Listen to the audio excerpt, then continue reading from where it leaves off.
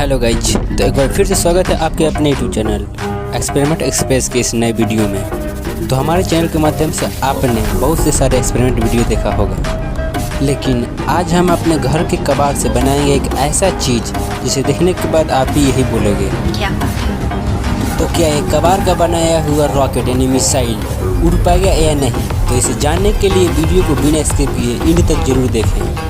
तो अगर आप भी एक सच्ची इंडियन है तो मिसाइल मैन के नाम से जाने वाले व्यक्ति APJ अब्दुल कलाम के नाम पर एक लाइक जरूर करते जाइएगा, और चैनल पर नए हैं तो चैनल को सब्सक्राइब जरूर कीजिएगा। तो चलिए वीडियो को करते हैं